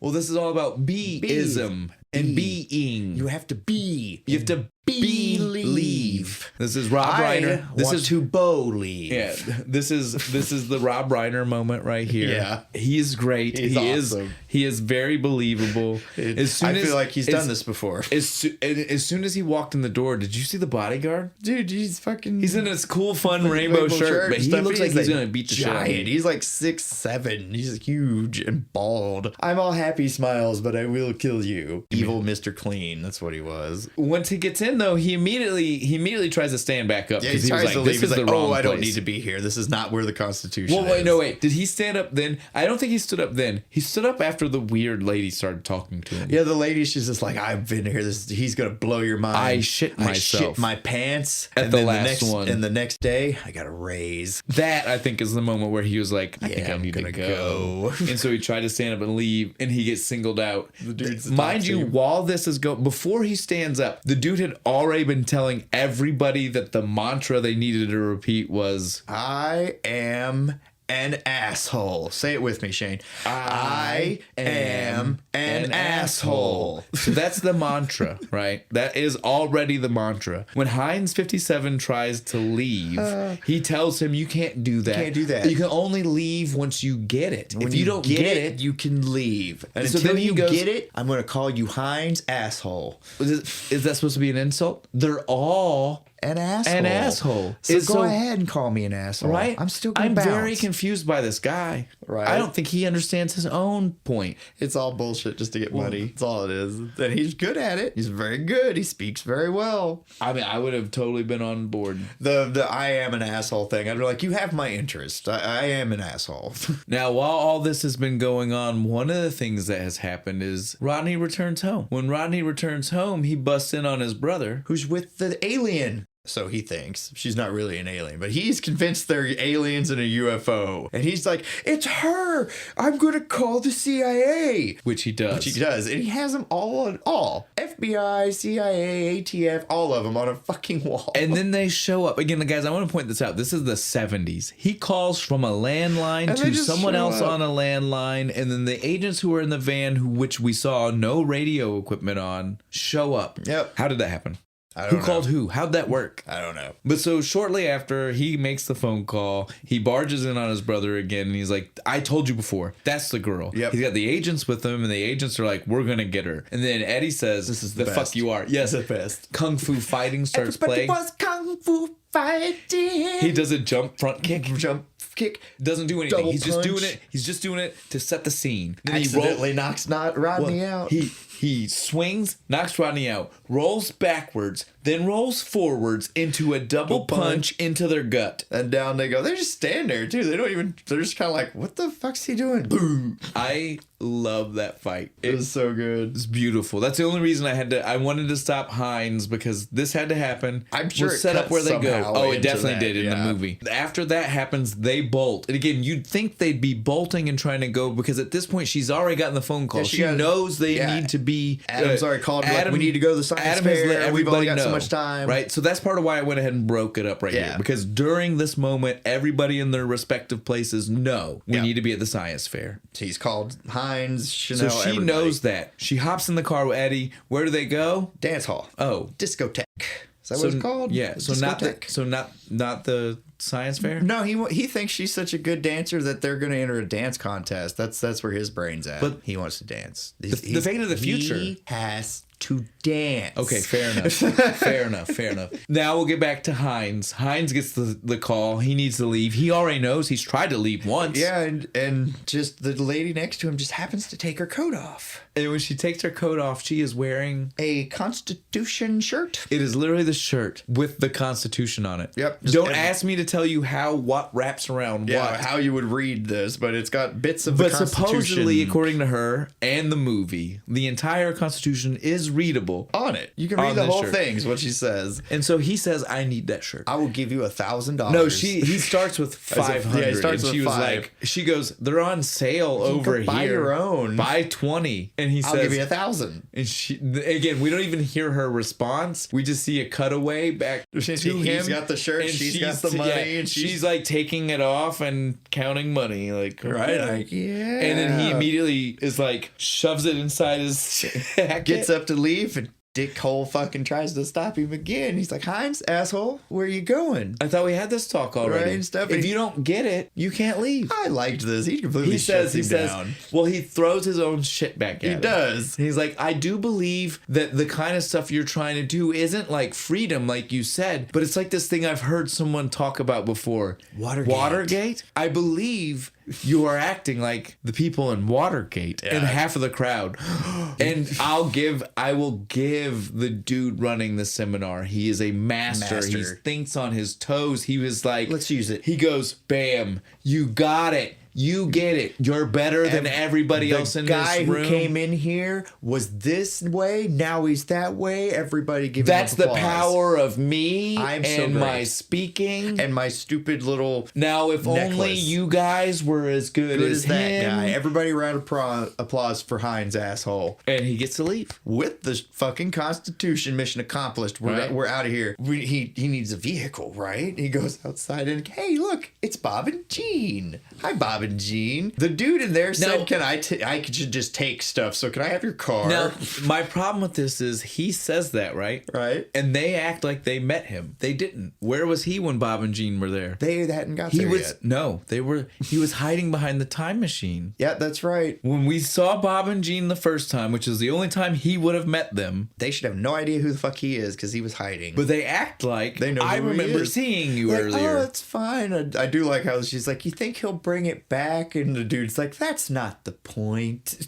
Yeah, so they totally just give away their brand new car. I mean, cool, man. If you're easy going like that, I guess. And so now we see time is still ticking down. Yeah, we have the little timer in the spaceship girl keeps timing down. Chanel finally gets back to Adam and is like, look, I don't know what's going on, but I don't know if I'm going to be able to get there. I'm stuck at this dance hall thing. I told the dude how important it is. He won't take me. I don't know what's going on. CIA agents are fucking after me. They're all shit. over the place. And so come get me. Adam Levin's like, I got to go.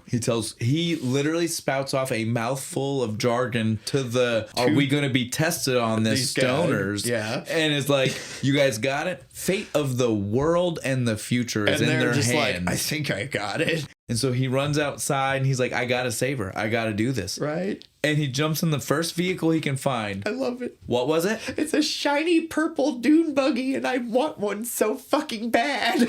Shiny purple doesn't even give it enough credit. It's like sparkly it's shiny. The metallic. Yeah. It's that 80s, 90s metallic paint job type. I want it so bad. I would cruise around in this thing. It was so cool. He climbs into this thing with his rock and roll boots. His fucking American flag t-shirt. Like, this is the most doesn't get any better, dude. 70s-rific thing I've ever seen. And on his way to go save her, what happens? He sees Icky Beach. And he runs into the he gets out of the car. Gets out of the car. He's all happy. He's enjoying the view. It's so pretty. Someone throws trash at his fucking feet. And right when that happens, who walks up to him? Cue crying Indian. Crying Native American. It doesn't matter because this guy's not even actually Native American. I was like, he's Italian, isn't he? Yeah. Iron Eyes Cody. That's who it is. But yeah, again, this guy is not a Native American. No. He's not he should not be here. This is before people knew that about him. Yeah. Though. We've all seen the commercial. Yeah, look, exactly. If you were alive, you've seen that commercial. People pollute the land, tear down face. Teardrop. That's exactly what happens. He does. He's just like, in the future, man, there won't be anything left. How'd you know? How'd you know? At this point, we hear from our narrator computer 7 minutes. 7 minutes till the end of the world. That's all. I forgot to mention this as we were going through the movie, but we kept getting notifications from the computer. One of them was that the birth rate had lowered, right? And then the suicide rate has exceeded the birth rate. No, that was the second one. The first time it was just that the birth rate lowered. And then it was that the suicide rate was also above the birth rate. So it's equal. It's doubly as bad. Yeah, it's at that super point. bad at this point. And now we hear 7 minutes. They have 7 minutes till their 12 hours are up. At this point, with 7 minutes to go, we have Adam 11 is nowhere near either of them. Yeah, nowhere. Heinz 57 is on his way back in the Pacer, but then he gets stuck in traffic. The gas crisis. People are stuck in line trying to get to the gas station. And Chanel is still stuck at the dance hall. Yep. 7 minutes. It's not a lot of time. Who do you want to go with first? You tell me. I want to go with my boy Heinz. So Heinz 57 is honking his horn. He's being screamed at by a fat dude on a motorized tricycle. It looks like John Popper from He looks Blues like John Travelers. Popper. If you've ever seen the TV show Brotherly Love On the Disney Channel? He's the fat mechanic who worked at the Lawrence Brothers garage. Yeah. But he does indeed. Dude, he could pass easy. Look like John Popper.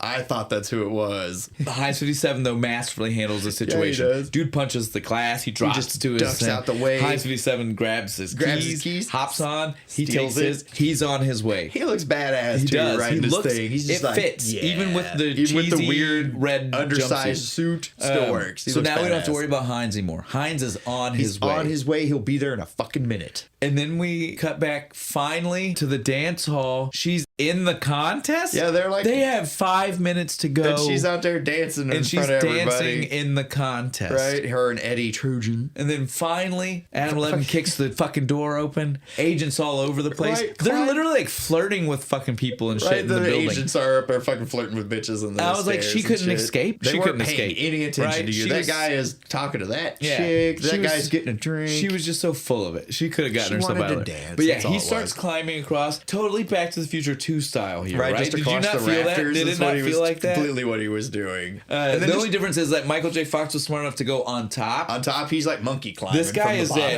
bottom. He's treating it like monkey bars. Yeah. Insane. Because he's also like a foot and a half, story and a half up in the air. Yeah, he's pretty far up there. But he saves the day. Yep. He gets the girl. Eddie's insulted. I mean, he did just kind of drop out of the fucking sky and take her. And he goes, "What? What about me?" And she's What? like, Was it something I said? She says, "It's not you, Eddie. It's not you. You're really nice." It's like, But- oh, fuck you. God damn it. I had 2 minutes. 2 minutes. 2 minutes to go. 2 minutes to go. Nobody is at the building. They're still across Poor Chris fucking and town. Tommy. We never even saw the beach until he drove to get her, right? Right. So they were nowhere. They it's forgot. the other side of They town. forgot. They had to throw the beach scene in. Well, no, I know that, but my point is just how far away he drove. No way you're doing it in 2 minutes. No way. And poor Chris and Tommy, they're in the They're- science fair and what- having to try and cover the whole time. Well, and the teacher who's in charge is now like, you guys are next, so you better know what like, you're going to tell explain me. your shit. What are you doing here? And We're I gonna love take it. eye drops and pop rocks. They're asking what it is, and Chris is trying to stammer his way through it, and Tommy just fucking goes, "It's time travel." Time travel. We He built just a time blurts it machine. out like just instantly, and then the teacher doesn't even question it. He just goes, "That's Oh, cool. cool. All right, Like, let's hear more about. I can't wait to hear more about that." Let's see how you did that.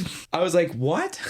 This is again one of those movies where the system of disbelief in the characters You just is gotta just like, ignore it. What? Just let it go. Then we just happen to have a happy reunion moment Like with outside. 30 seconds to go, everybody shows They up. show up. They do their weird wave thing. High wave Yeah. thing, whatever it was. And then they run inside. And as soon as they run inside, Chris and Tommy are like, "Sweet, get Dude, inside." fuck, I had nothing left. Here, I take think the battery's battery. good. It should be fine. They go And and they plug hop it in, and then they start making their announcement to the literally teacher. like counting down Yeah. while they're doing it. And too. they're like, "We can now show you guys the wonder that is time travel," and it starts works making due to noises. He's like, now we have noise to go with our smoke. Smoking Loomis foil. And so the machine starts to have a problem though. Oh, it's not working. Oh my god, what are we doing? It clicks down to 1 and he goes, wait. smack. And it starts to, everything's okay.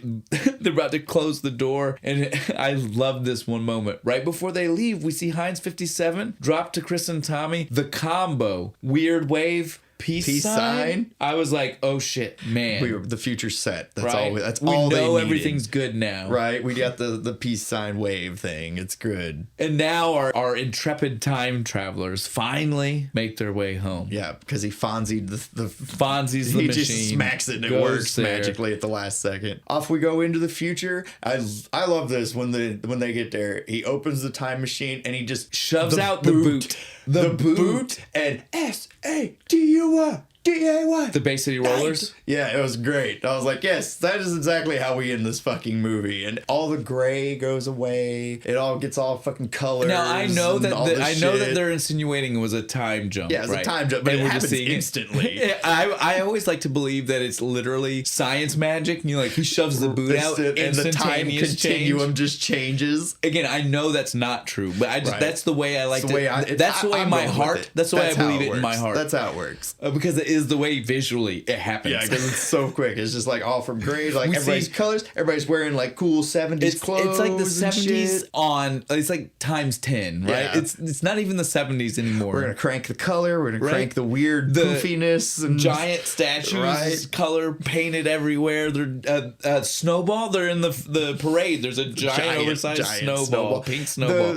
The Lady Liberty. Did they go back and get the stripper? No, it's just a different person. Okay, it looked he was setting the point that there is now a woman whose job is Lady to Liberty. do that. Yes. Okay, I thought it was the same chick. I was like, did they go back and get her or something? And then the last thing we see at Heinz 57, he's teaching a class. Teaching class. Everybody's got their. Well, we don't even see that everybody's in the shirt yet. We just hear him reading the Constitution. We assume that maybe he had done the smart thing. Transcribed it onto paper. No. We then see it zoom out from him a little bit, and he's like, if you follow down your left sleeve, you'll see. And we see this whole class of kids and adults. Yeah, all of them. Just reading that they all have the shirt and shit. Oh my God. That is so hard to read. Again, because remember, at this point, they still never knew they went to the wrong time. So I guess books didn't survive into the future either, I guess. Because so think about that. That means that as far as he's concerned, that's how it's meant. That's how it's supposed to be read. That's how it's meant to be done. You read it from left shoulder to right shoulder, right? That's how you're supposed to do it. I'm tearing up from the laughter again, man.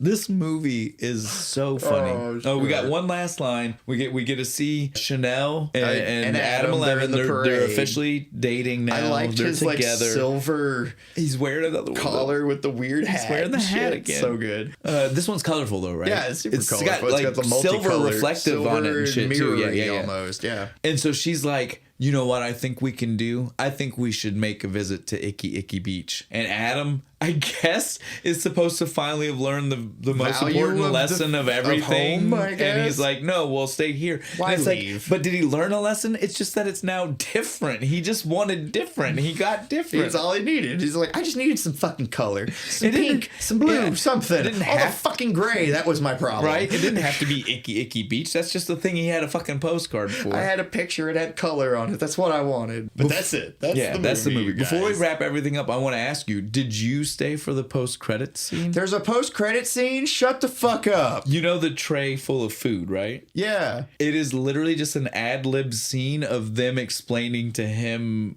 in character what all of the food things are. God damn it. I gotta go back. I gotta go back. No, shit. It's so funny listening to them. They're like, innovators it's again. just a cup of noodles. They're being innovators, man. They brought up the post-credit scene.